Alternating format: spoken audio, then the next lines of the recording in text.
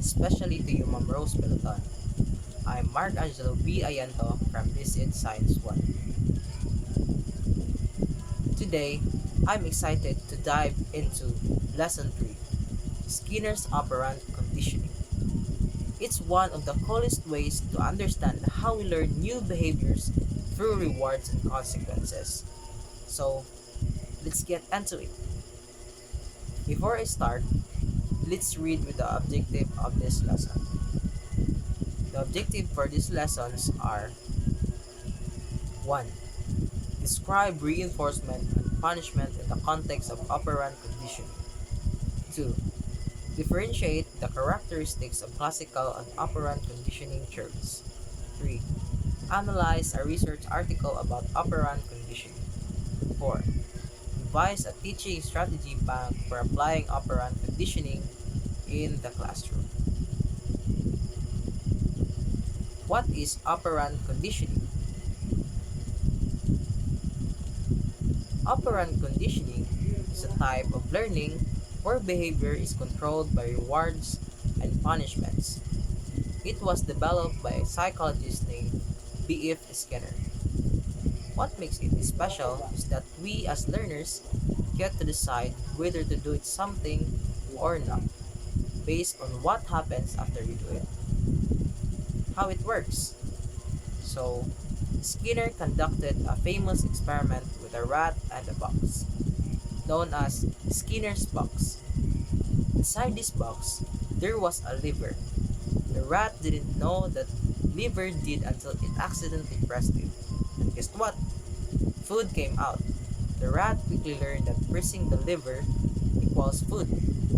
This is called positive reinforcement, where doing something gets you a reward, making you want to do it again. Reinforcement. There are two types of reinforcement, the positive and negative.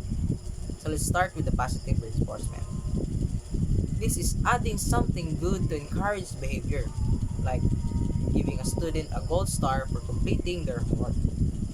Another, verbal praise. When students participate actively or accomplish a challenging task, I make sure to give them specific verbal praise.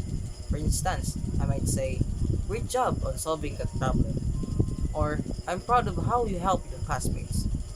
This recognition reinforces their positive actions. The negative reinforcement. This is removing something unpleasant to increase a behavior. Imagine your teacher stops giving you extra math problems once you get the correct answer. Now, you're even more motivated to get into it. Further instance, reducing homework load. If students show mastery of a topic for quizzes or in classwork, I reduce their homework assignments for that topic. This motivates them to focus and perform well in class so they can avoid additional work. Punishment. Punishment, on the other hand, is used to reduce unwanted behavior. For example, positive punishment. This adds something unpleasant to stop a behavior, like if you're caught being noisy in class, your teacher might give you extra work. Negative punishment. This takes something you like away. For instance, if you're too disruptive, your teacher might take away your chance to participate in a fun activity. Classroom example. Here's how we see this in the classroom.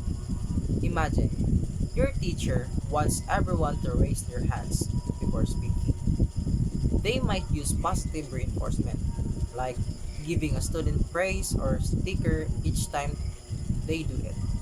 After a while, students will start raising their hands because they know something good will happen.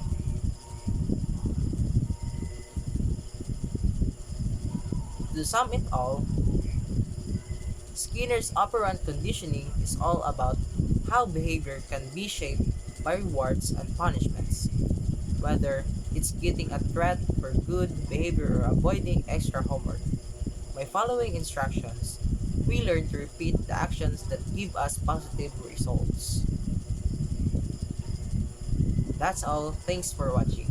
I hope you learned something new today about how rewards and consequences shape the way we behave.